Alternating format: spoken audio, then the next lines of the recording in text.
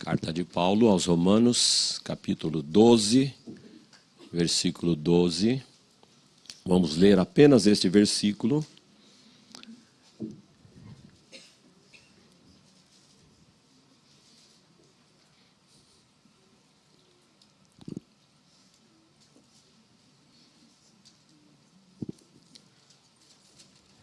Regozijai-vos na esperança, sede pacientes na tribulação, na oração perseverantes.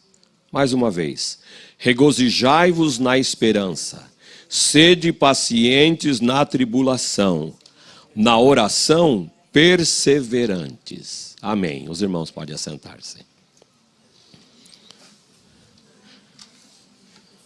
Eu quero compartilhar com vocês sobre oração e também sobre missões. Este é um ano que nós estamos falando sobre evangelização, sobre missões. E para que missões aconteça, tem que haver oração. Tem que haver oração. Nós estamos iniciando este ano, mas já estamos no final de fevereiro. As coisas estão passando muito rapidamente. E as coisas que você conversou com Deus sobre o que fazer neste ano,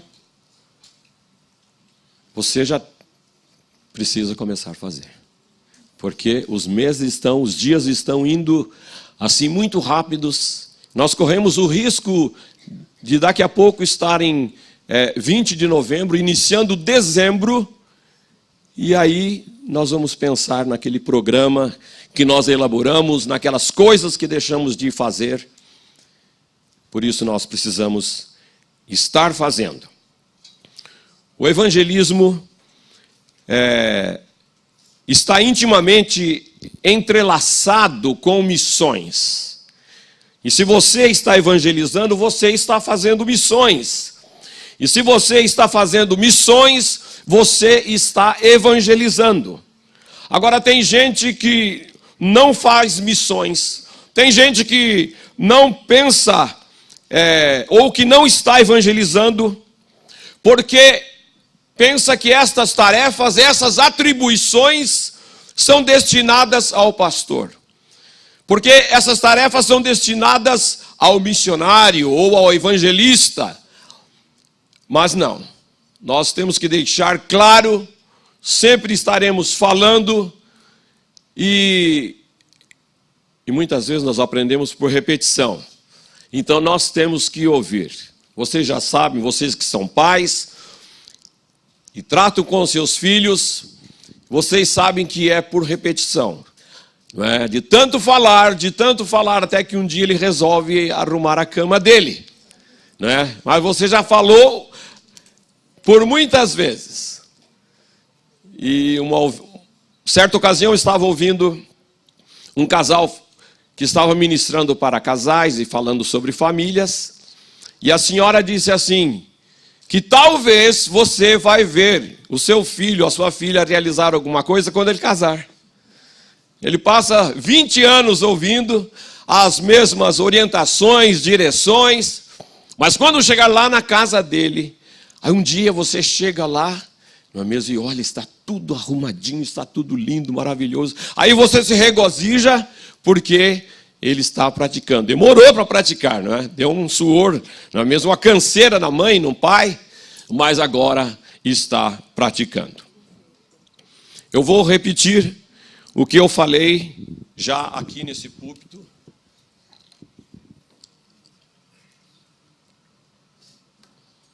Uau! Ainda bem que eu não soltei a garrafa aqui, senão ela ia cair. Me ajude, por favor, ou senão deixo aqui no chão. Eu quero compartilhar com vocês. Eu sei que nós temos muita gente nova no nosso meio, graças a Deus por isso. E nós também temos, assim, irmãos que já estão há muito tempo. mas eu vou atribuir aquilo que nós chamamos de esquecimento. Nossa, não é? Eu sei que muita gente guarda, anota e fala assim, não, pastor, eu lembro quando você falou isso. Não é? Mas Paulo disse assim que para ele era assim gostoso voltar a falar nesses assuntos, porque isso ia formando, ia fortalecendo o coração da igreja. O escritor Rubens Amorese escreveu que existem duas palavras que o diabo gosta muito de usar na igreja. Uma delas é missionário e a outra é leigo. Essas duas palavras criam uma limitação ao gosto dele. Vocês sabem que eu não tenho costume de fazer certas coisas durante a pregação, mas hoje eu vou fazer. Então vai lá, isso que eu não gosto de fazer. Pergunte para quem está ao seu lado, você é leigo ou você é missionário? Fica a resposta com você. Se você é um leigo ou se você é um missionário. Agora, a primeira palavra, o leigo, ela desqualifica a grande maioria dos cristãos, colocando eles numa categoria de meros coadjuvantes, pessoas que estão ajudando e que prestam algum tipo de ajuda, o auxílio na tarefa missionária na igreja. Eu sei que é importante todas as tarefas que nós fazemos para que a obra do Senhor, ela continue triunfando. Ontem mesmo, no trabalho que nós fizemos aqui, é algo para o reino de Deus, para a obra missionária. Só que às vezes algumas pessoas falam assim, mas eu já fui lá, cuidei daquela barraquinha, vendi muito alimento, a minha cota de missão já está realizada durante o ano. Engano seu. Nós não vamos ter isso todo sábado. Mas existem outras tarefas que nos envolvem no trabalho de evangelização, no trabalho missionário. E a outra palavra, a segunda, quer dizer missionário. Qualifica uma pequena minoria como sendo os únicos sobre quem pesa a responsabilidade de realizar estas tarefas. Com estas duas palavras, o diabo conseguiu ou consegue nocautear e colocar fora de combate a maioria dos cristãos. E é interessante notarmos que esta palavra, missão, ela aparece somente 2 vezes no Novo Testamento. Depois você, como um curioso da Bíblia, eu sei que você vai consultar, vai tentar encontrar a terceira, mas eu já te digo, são somente 2 vezes. A primeira está em Atos 12, 25, referindo-se ao retorno de Paulo e Barnabé a Jerusalém após uma viagem missionária que eles haviam sido enviados. Ali fala desta missão que eles receberam. A segunda aparece lá em 1 de Timóteo 2,15, referindo-se à maternidade. A missão que Deus confiou às mães participarem da criação, dando luz aos filhos. Essas 2 ocasiões distintas em que aparece a palavra missão no Novo Testamento nos ajudam a reconhecer que missão não é apenas o que Paulo e Barnabé fizeram em sua viagem, mas também o que as mães fazem quando geram e educam seus filhos. Então, as mães percebem a responsabilidade de gerar filhos. Por que gerar filhos? Por que ter filho? Por que se pede um filho? A palavra diz que é uma responsabilidade muito grande. E só gerar não está completo. Mas como criar e como educar estes filhos, que é uma responsabilidade muito grande. Eu vou falar algo assim, pode chocar você. Mas muita gente, ou muitas mães, têm terceirizado a criação dos filhos. entregue para que outros façam. O importante é que ela gerou, ela tem, ela diz, é meu filho, vai ter uma herança, eu fiz isso porque eu quero deixar uma herança para essa criança, para esse filho. Mas é um assunto muito sério a ser pensado. Por que mães querem ter filhos? Pois bem, então nós temos que banir essa palavra leigo, quando se trata de fazer a obra missionária. E também ensinarmos uns aos outros que nós temos aqui neste mundo, que nós estamos aqui nesse mundo de passagem. E que a nossa missão é fazer missão. Nós estamos aqui de passagem. Você já deve ter ouvido alguém, quando na evangelização, as pessoas falam assim, mas eu tenho uma missão para cumprir aqui na terra. Não é? E aí vem uma história que a missão dela não é nada essa missão da palavra de Deus. Mas nós cristãos sabemos que a nossa missão aqui, ainda que seja curta, mas é fazer missão. Por outro lado, nós precisamos buscar uma compreensão mais abrangente e bíblica da palavra missionário.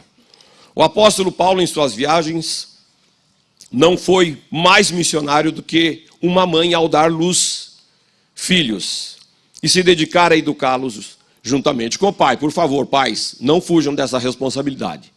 Não entregue a sua responsabilidade de pai para somente a mãe. Eu sei que você trabalha 8, 12 horas, mas você tem um tempinho de fazer e cumprir essa tarefa. De exercer esse ministério, que é um trabalho importante.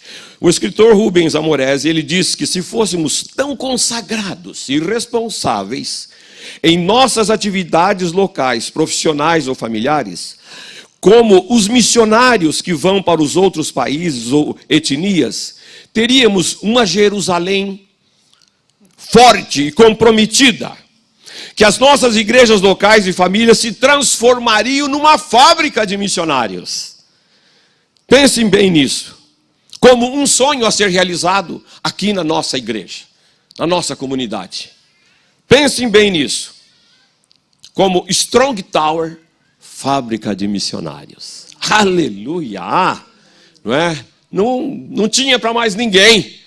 Todos nós, sabendo que somos missionários de segunda a segunda, em tudo aquilo que nós fazemos, aonde nós vamos, aonde nós nos movemos. Um missionário, por isso, para ser esse missionário, nós precisamos pensar como missionários. Nós precisamos orar como missionários. E nós precisamos também agir como missionários. O missionário é aquele que fala de Jesus o tempo todo. Ele não perde as oportunidades, ele testemunha.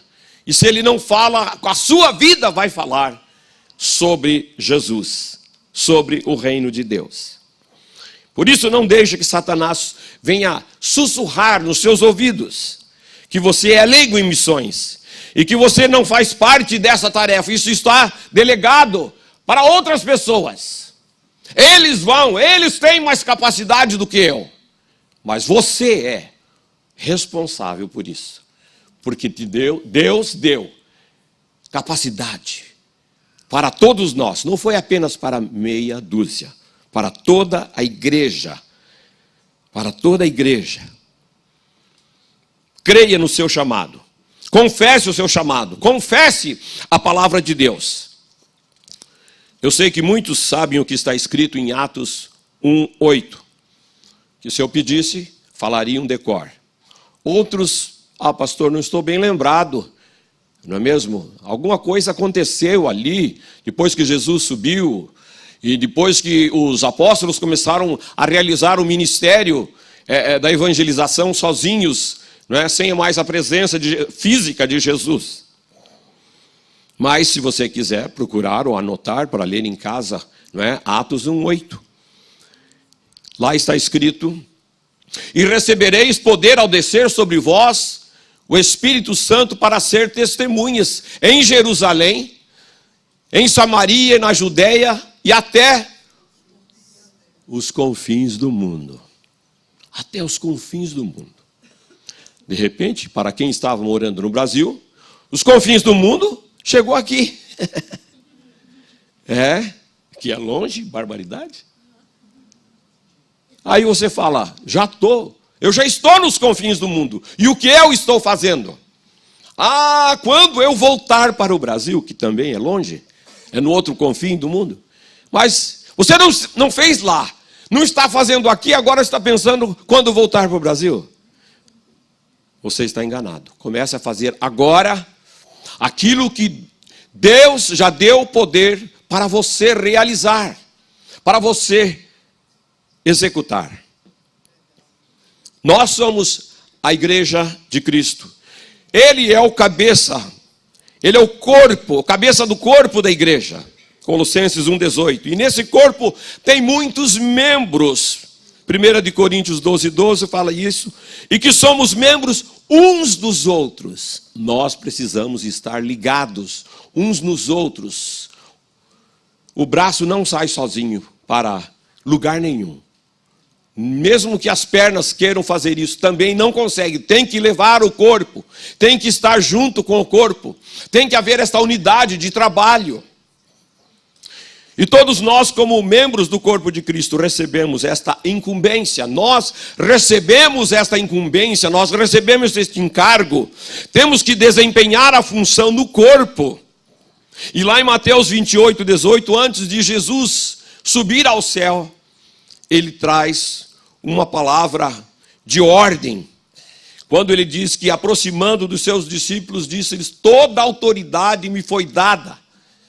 Toda autoridade me foi dada no céu e na terra. Portanto, ide, fazei discípulos de todas as nações, batizando em nome do Pai, do Filho e do Espírito Santo, ensinando a guardar todas as coisas. Você está aí dentro dessa tarefa, gente.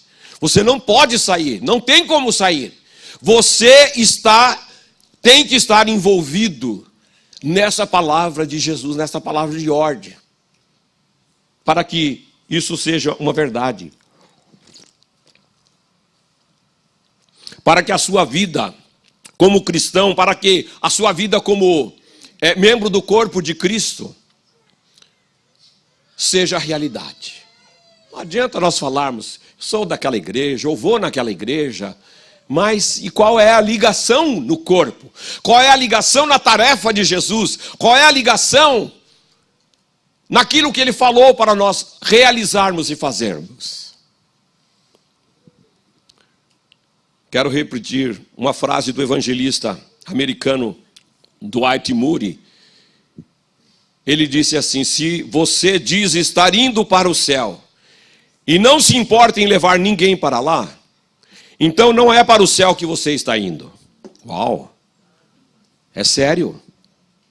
Se você diz estar indo para o céu, mas não se importa em levar ninguém para lá, não é para o céu que você está indo ou que nós estamos indo. Pense bem nisso e vamos acordar. Vamos acordar para a realidade. Nós queremos ir para o céu, nós cantamos, nós confessamos, o céu é bom, é um lugar maravilhoso, cheio de glória e gozo, mas e aquele povo que está ali sem ouvir, sem nunca saber de nada sobre salvação, sobre Jesus, sobre o reino de Deus? Nós não podemos nos calar. Nós temos que fazer alguma coisa. John Knox orou assim: Senhor, dá-me a Escócia ou eu morro. Whitefield lutava com Deus, dizendo: se não queres dar-me almas, retira a minha. Outros pregadores, outros missionários, como John Bunyan, Matthews Henry e Hudson Taylor, sempre estavam orando a Deus: Senhor, dá-me almas.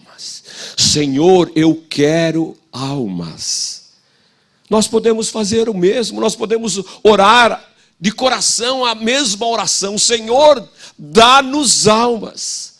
Essa cidade precisa ser sacudida pelo poder de Deus. Ah, mas o senhor sabe que tem milhares, milhões ao redor. Unindo Tampa Bay são milhões. Somente Tampa está em torno de 500 mil habitantes. Mas nós podemos fazer a diferença. Nós podemos fazer algo diferenciado para o reino de Deus. Tão somente precisa acontecer em nós querermos. Em dizer, eis-me aqui, Senhor. Esse mês de fevereiro, nós também estamos falando sobre família. Porque a igreja é composta de famílias. Deus quer uma grande família de filhos iguais a Jesus. Este é o desejo do coração do Pai. Ter uma grande família de filhos iguais a Jesus. Por isso, eu te convido a abrir a palavra de Deus no livro de Samuel. Primeiro,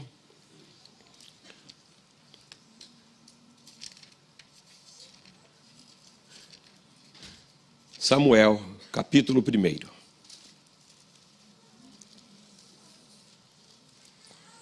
Essa história você conhece.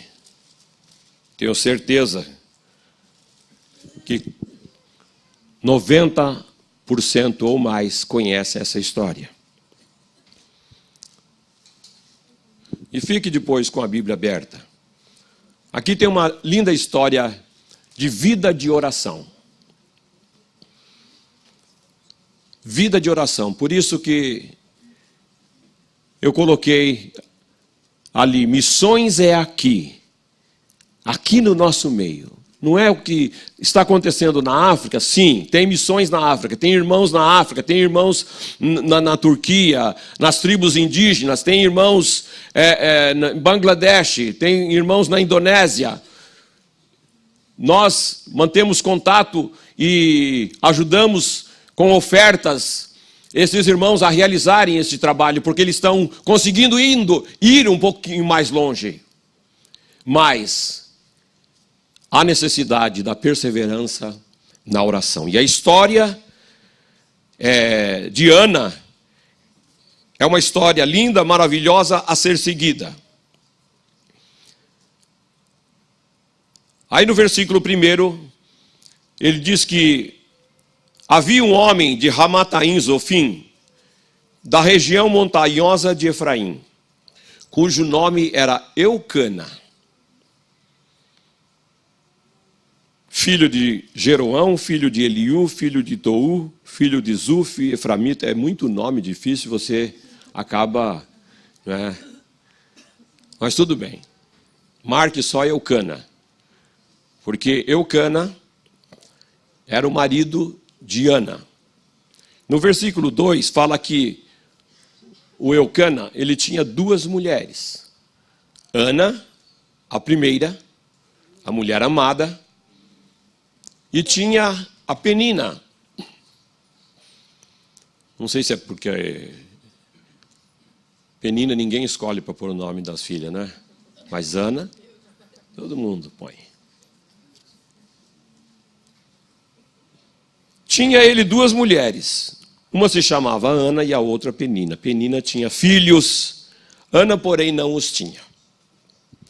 Mas eu quero dar uma explicação.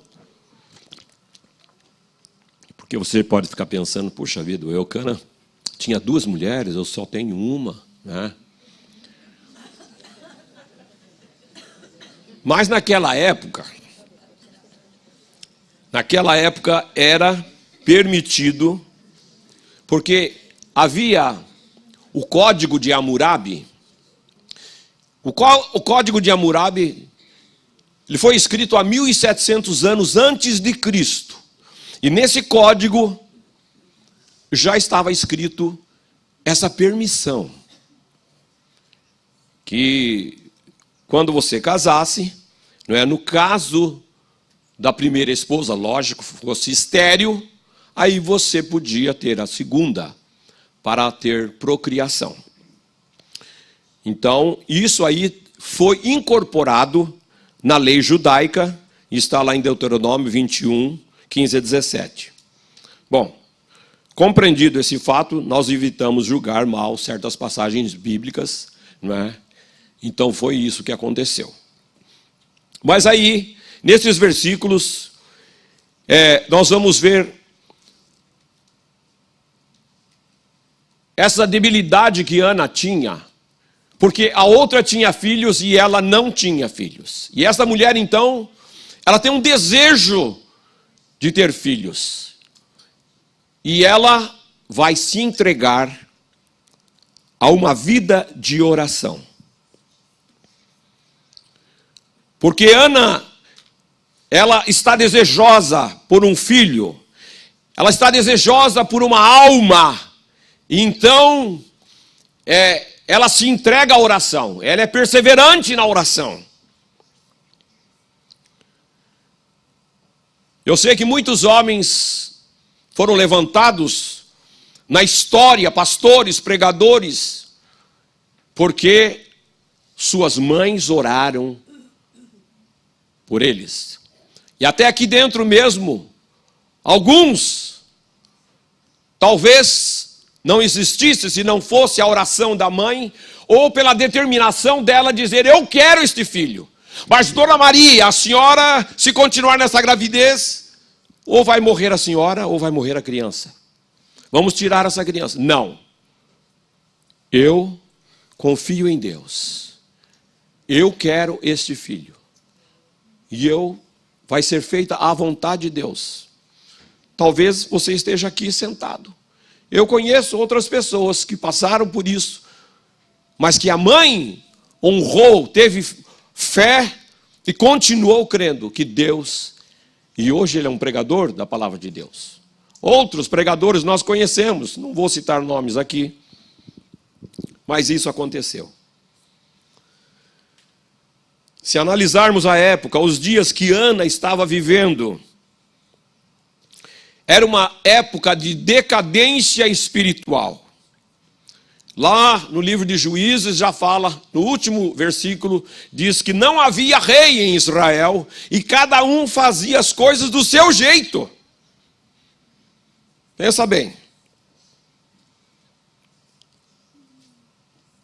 Mas Ana, ela foi despertada para orar. Culturalmente era uma época também hostil. Veja o versículo novamente 1 e 2. Porque ali existia a poligamia. A família estava em declínio. A família estava fragmentada, havia contenda entre os filhos. A outra tinha filhos e Ana não tinha. Ana poderia muito bem cair no desespero, na reclamação, na murmuração, dizendo, eu não aguento mais, essa dor para mim já é demais, esse problema está me consumindo. Eu estou sendo oprimida, eu sou desprezada, a despeito de tudo isso, Ana não se acomoda, Ana não se acovarda, não se intimida com essas coisas, mas ela se põe em oração. Ela é perseverante na oração.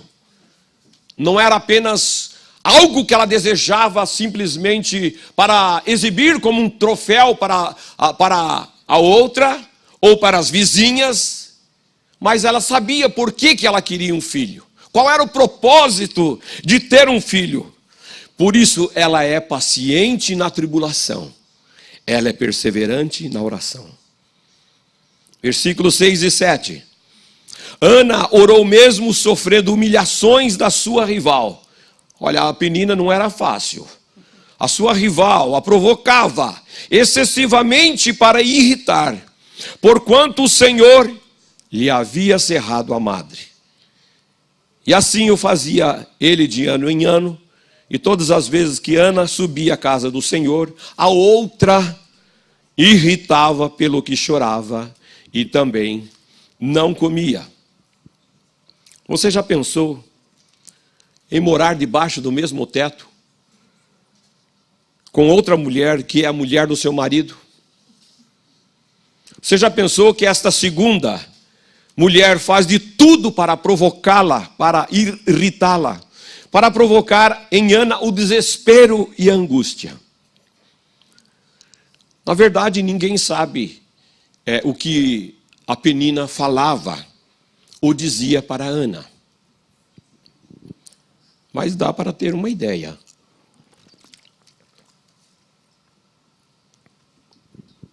Porque,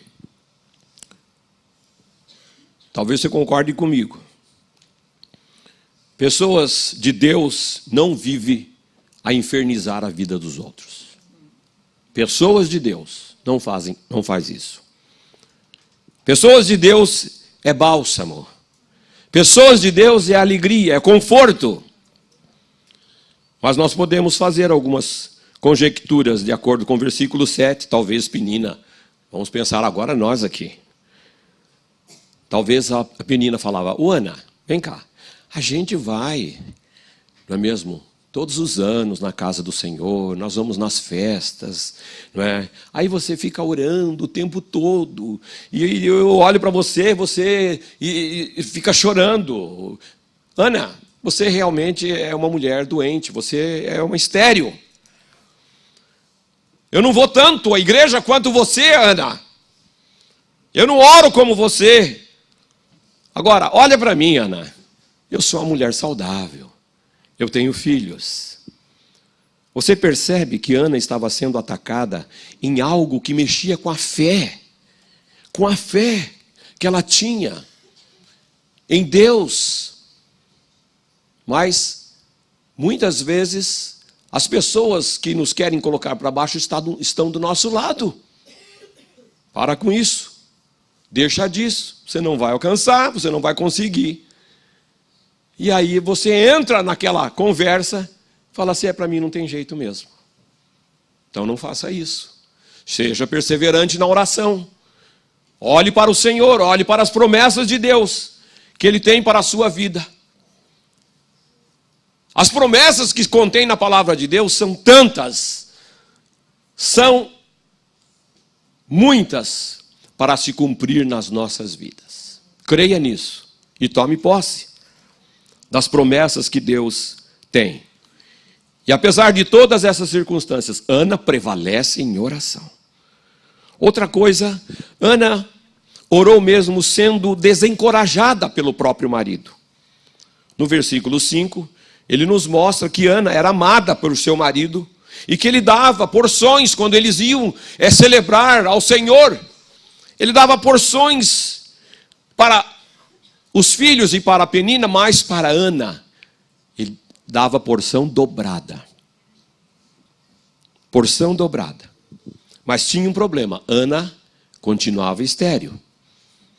E esse problema de esterilidade na época era um componente muito difícil. Porque a mulher que não gerava, ela era objeto da ira de Deus. Como se Deus desprezasse essa mulher. Como ela fosse uma mulher que não podia ser feliz nem bem-aventurada na vida. Era um estigma social. Era uma espécie de juízo espiritual. Embora o marido amasse, aquela área da vida dela estava incompleta e ele não podia preencher. E o texto nos informa que foi Deus quem deixou Ana estéril. Foi Ele quem fechou a madre dela. No versículo 6 está mostrando isso. No versículo 8, nós vamos ver que o marido a amava, mas que ele não contribuía para a realização do seu sonho. No sentido de orar, no sentido de animar, no sentido de chorar com ela e de estar ao seu lado nesta hora que ela mais precisava de ajuda. Eucana, como marido, ele deveria ter tido um comportamento diferenciado. Um comportamento de um homem de oração. Ele poderia falar, Ana, vem cá, minha esposa amada. Vamos lá para o quarto. Quero orar contigo. Eu vou ministrar na sua vida, Ana. Para que Deus abra a sua madre. Que Deus te cure e esse desejo do seu coração seja realizado. Era isso que Eucana deveria ter feito. Mas ele não fez. E Deus fala ao seu coração nesta manhã, o que você tem feito para estar ajudando, levantando a sua esposa numa atitude de encorajamento, orando com ela, compartilhando com ela, mas de repente você não ora com a sua esposa. Ou melhor, você nunca orou com a sua esposa. E na hora da dor, na hora da aflição, você continua a mesma coisa. Não fazendo aquilo que Deus confiou como pastor da sua casa, como sacerdote da sua casa, trazendo a bênção de Deus para a sua família e principalmente para a sua esposa, ajudadora, auxiliadora, que está ao seu lado todos os dias, todos os momentos. Ore com a sua esposa, mude essa situação. Não, ela ora no quarto, eu oro aqui no meu quarto, no meu canto, cada um por si. Que é isso? Onde está a unidade familiar? Ore, chore, mostre que você também tem dificuldades e falhas. De repente é ela que precisa orar por você. Ah, disso eu tenho medo, pastor, porque quando ela ora, acontece. Ore e comece a orar juntos, então. Deus vai ouvir a sua oração. Deus vai atender a sua oração. Deus vai encaminhar a sua família por causa da sua oração. Mas se você não ora, existe uma brecha muito grande em tudo isso. Seja o problema que for. Feche essa brecha. Orando, se dedicando à oração, conversando com a família, ministrando na vida dos filhos. Você precisa orar com a sua família. Você precisa ser um homem de oração. Uma mulher de oração. Ele poderia falar, Ana, esse problema de esterilidade é sério, acontece. Mas Deus ouviu a oração de Sara. Deus ouviu a oração de Rebeca. Isaac orou pela Rebeca, pelos nossos antepassados. E Deus pode agir na sua vida também. Mas o Eucana fechou a boca e não falou nada. Por isso, queridos homens, se posicionem como pastores e sacerdotes da sua casa. Faça a oração da prevenção para não ter que fazer a oração do desespero. Ô pastor, eu não sabia disso. Oração do desespero? É quando as coisas já aconteceram. Agora, meu Deus, o que eu vou fazer? Não é? Arrancar os cabelos não vai resolver nada. Mas você deveria ter orado antecipadamente. Você deveria ter orado, feito a oração da prevenção. Ana está enfrentando dificuldades de orar dentro da sua casa, porque a sua rival a provoca e o seu marido a desencoraja. Ela não tem ninguém ao redor dela para ajudá-la nesse momento, mas ela persevera sozinha na oração. Quando a família podia estar unida em favor de Ana. Ana, vem aqui, nós vamos orar por você. Você está passando esse problema. Não é? Penina tinha vários filhos e filhas. Tinha o marido. Mas parece que em nenhum momento eles foram despertados para fazer isso em benefício da pessoa da casa, da pessoa da família. Eu conheci um slogan da Igreja Católica há muitos anos atrás que dizia assim, a família que reza unida permanece unida. Não sei se eu sou o mais antigo aqui, alguns lembram. Ei, pastor, me ajuda aí. A igreja, a família que ora unida, permanece unida. Isso serve para os jovens que vão se casar também. Comece a praticar isto. Vamos orar juntos. Vamos orar juntos, para nós permanecermos juntos. Orem com seus filhos.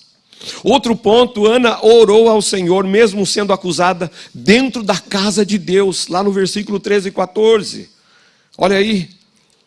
Porquanto Ana só no coração falava, seus lábios se moviam porém não se lhe ouvia voz nenhuma. Por isso Eli a teve por embriagada. Quem era Eli? Era o sacerdote. Aí o sacerdote, ele está aqui olhando, não é mesmo? Observando as pessoas. O que eles estão fazendo agora? Estão orando. E Ana estava assim, de longe. Ele não ouvia nada. E aí, o que ele fez? Ele julgou. Ele fez um julgamento. Ele disse assim: até quando estarás tu embriagada? Aparta de ti esse vinho. Uau, o sacerdote deu uma dura na Ana. Mas ela, como estava nesse espírito de oração, não é mesmo, esperando em Deus, talvez ela pensou assim: puxa vida, ele não sabe o que ele está falando, mas eu também vou ficar aqui, não é mesmo, em paz com Deus. Ela podia ter se levantado, falado alguma coisa contra ele, mas ela não fez isso. Ela continuou nesse espírito de oração. Ela sabia o que ela queria. Nem o sacerdote ia tirar ela do propósito. Ela só fala para ele e diz assim: não, meu Senhor, no versículo 15, eu não sou atribulada. Eu não sou mulher atribulada de espírito, não bebi nem vinho. Não, melhor, desculpa. Não, Senhor meu, eu sou mulher atribulada de espírito. Eu não bebi nem vinho, nem bebida forte. Porém, venho derramando a minha alma perante o Senhor.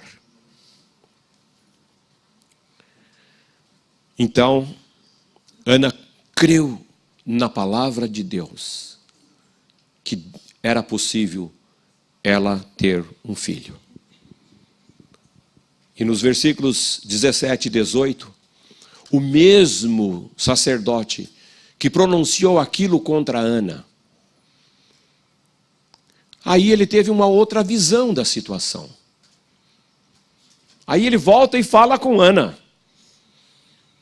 Ele diz assim, e também ela falou assim no versículo 16, você que está me acompanhando, por favor.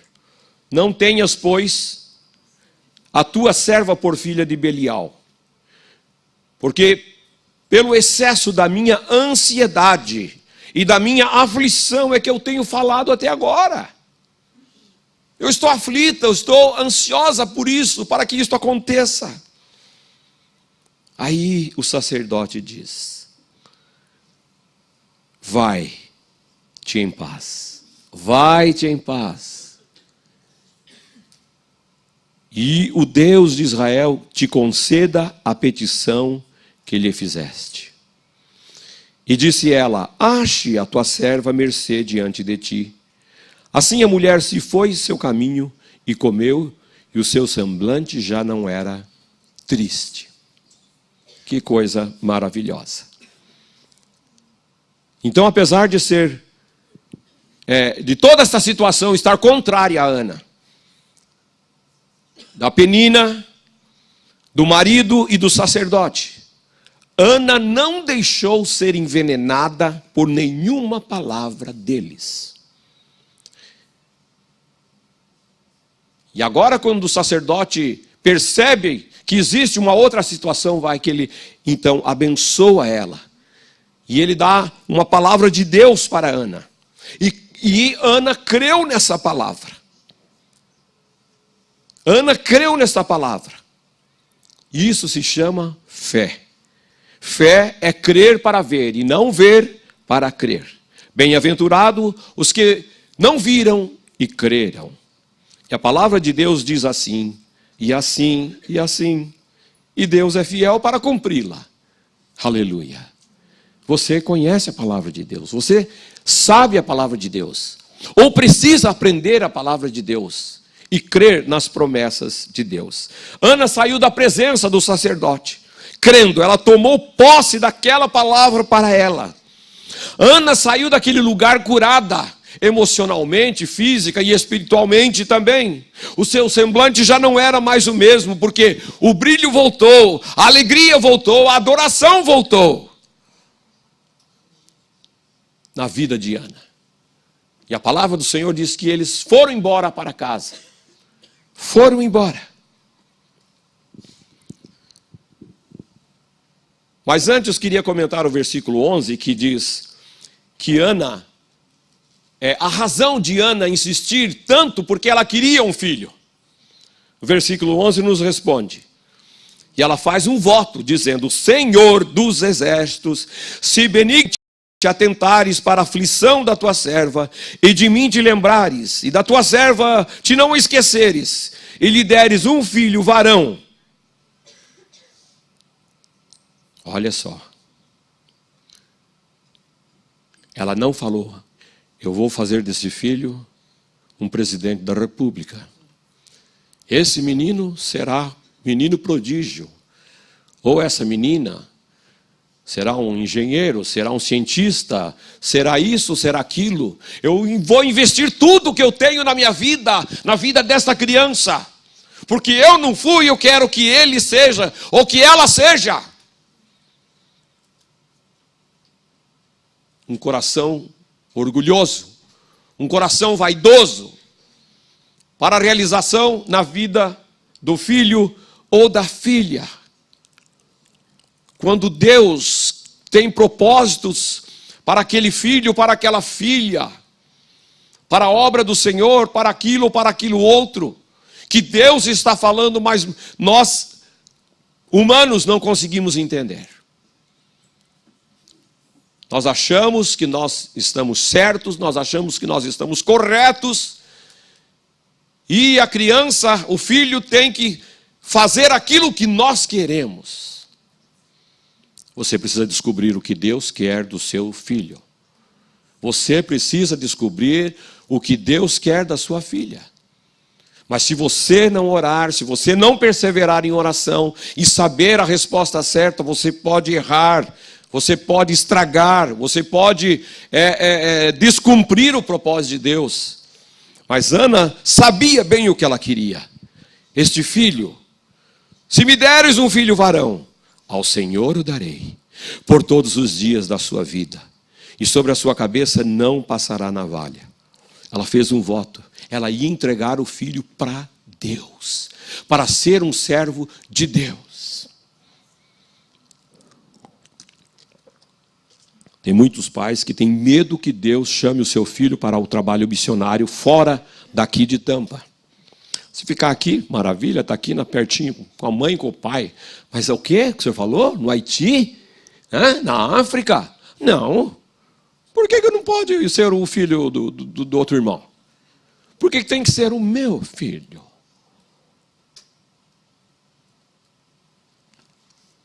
Mas Deus faz isso. Quando Ele tem propósitos diferenciados conosco, com os nossos filhos, Ele vai fazer. Ouça que a voz do Senhor está falando o que Deus quer dos seus filhos, porque eles não são mais seus. Eles são do Senhor. Você um dia veio e entregou, consagrou, apresentou. Agora confia em Deus o que Ele vai fazer com o seu filho, com a sua filha. Se Ele chamar, amém. Procure fazer o melhor para que Ele vá. Ele esteja lá obedecendo, lá ou aqui, seja o lugar que for. Seja para ser médico aqui, seja para ser médico lá, distante. Quantos que terminaram medicina, o pai estava, vou montar um consultório, uma clínica dentária, isso, tal. Papai, o que aconteceu? Eu tenho uma notícia boa para lhe dar. Eu vou para missões. Eu vou servir o Senhor na China. China? Não pode ser Nova York? Não pode ser, não é mesmo? Outros países? Suécia, Suíça? Mas Deus falou que é lá na China, pai. E o pai que entendia o conselho de Deus, amém. Nós te abençoamos, minha filha. Às vezes esse filho vai lá, passa um ano, ganha uma alma para Jesus e volta. Mas para Deus, você já sabe. Eu vou repetir para ficar mais forte no nosso coração. Uma alma vale mais do que o mundo inteiro. Ana sabia o que estava pedindo. Por que ela estava pedindo? Agora você que não conhece a história pode pensar assim, mas Deus deu um filho e ela foi lá e deu para Deus. Ficou sem filho? Não. O mesmo profeta que falou para ela, o sacerdote, falou que ela ia ter filhos e filhas, e ela teve. Não é mesmo? Pelo menos, acho que era 2 irmãos e 2 irmãs. E Samuel foi um homem que, vamos falar assim, em português, claro, arrebentou. Foi um homem de Deus que fez mudanças extraordinárias na vida de Israel. Através dele, 2 reis foram ungidos. Aquela desordem que estava ali foi consertada por causa da vida de Samuel. Um homem que temia a Deus. Um homem valoroso. E é isto que o Senhor quer fazer nos nossos filhos. Homens e mulheres valorosos para a sociedade, para a igreja do Senhor, para o reino de Deus. Aleluia. Aleluia. Acompanhe na sua Bíblia. Nós vamos encerrar logo. Levantaram-se de madrugada. Versículo 19. E adoraram perante ao Senhor. E voltaram e chegaram em sua casa, a Ramá. Eucana coabitou com Ana, sua mulher. E lembrando-se dela o Senhor, ela concebeu. E passado o devido tempo teve um filho que chamou Samuel, pois dizia, do Senhor o pedi. Subiu Eucana, seu marido, com toda a sua casa a oferecer novamente sacrifícios ao Senhor, o sacrifício anual, e a cumprir seu voto. Ana, porém, não subiu e disse ao seu marido, quando o menino for desmamado, levá-lo-ei para ser apresentado perante o Senhor e para lá ficar para sempre. Respondeu-lhe Eucana, seu marido, faze o que melhor te agrade. Fica até o que o desmames. Não tão somente confirme o Senhor a sua palavra. Assim ficou Ana e criou o filho ao peito até que o desmamasse. Havendo-o desmamado, levou consigo com um novilho de 3 anos, uma efa de farinha, um odre de vinho, como era costume, e o apresentou à casa do Senhor, lá em Siló. Era o menino ainda muito criança. Imolaram o novilho, trouxeram o menino a Eli. E disse ela, meu Senhor, tão certo como vive, eu sou aquela mulher, lembra de mim? Eu sou aquela mulher que aqui esteve contigo, orando ao Senhor. Por este menino orava eu. E o Senhor me concedeu a petição que eu lhe fizera. Pelo que também eu trago como devolvido ao Senhor, por todos os dias que viver, pois do Senhor o pedi. E eles adoraram ao Senhor. Depois, no capítulo 2, tem o cântico de Ana. Você deve ler, você vai se alegrar. Não é? O meu coração se regozija no Senhor, na minha força. O Senhor é a minha força. Amados, e eu sei que nós temos aqui muitas irmãs que sonham em ter filhos, outras vão sonhar em ter filhos. Isso é normal para todos. Algumas têm alguma dificuldade, eu sei que essa é uma palavra de encorajamento também para a sua vida. Mas eu quero que você pense seriamente comigo. Como nós estamos falando sobre evangelização, como nós estamos e vamos falar sobre missões, muito nós vamos falar. Eu quero que você tenha um coração perseverante na oração para gerar filhos espirituais. Filhos espirituais. Deus quer fazer algo novo na sua vida, algo que não está acontecendo, mas Deus quer fazer algo novo e diferente. Em você pensar, o que é isso? Eu nunca ouvi falar que crente gera filho espiritual. É algo legal, gostoso, tremendo, está na palavra de Deus. Termos filhos espirituais. onde você ensina, onde você discipula, onde você fala de Jesus, onde você é um exemplo de vida para esta pessoa. Quando ela diz, esse aqui é o meu pai espiritual, essa aqui é minha mãe espiritual. Agora é mais lindo ainda quando ela diz, essa aqui é minha avó espiritual. Porque ela já está produzindo também, ela já está gerando. Aleluia. Eu não lembro dos netos, mas eu sei que minha esposa tem. Avó espiritual. Porque aquela que ela gerou continua gerando, gerando, gerando. Aleluia. Pensa nisso. Curve a sua cabeça nesta hora. Ore ao Senhor. Ore sobre isso.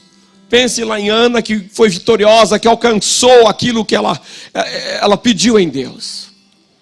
Agora, vamos pensar no que nós podemos fazer e gerar. Porque Jesus é o nosso supremo pastor. E nós somos ovelhas do seu rebanho. Como é bom falar, eu sou ovelha do rebanho de Jesus. Ele é o supremo pastor. Mas fique sabendo, ovelha gera ovelhas. Se você é ovelha, você vai gerar ovelhas. Você precisa gerar ovelhas. Como Ana venceu aquela batalha por um filho, perseverando na oração, crendo, não desistindo. Vamos tomar o exemplo de Ana para as nossas vidas. Senhor, eu quero ser como Ana. Eu quero, Senhor, gerar filhos espirituais para entregar para Ti, para entregar para o Senhor e dizer, Senhor, eis aqui os meus frutos. Eu não posso chegar diante de Ti de mãos vazias, Senhor. Até quando eu estarei de mãos vazias, simplesmente me alimentando, ouvindo, e não transbordando da glória, transbordando em testemunho,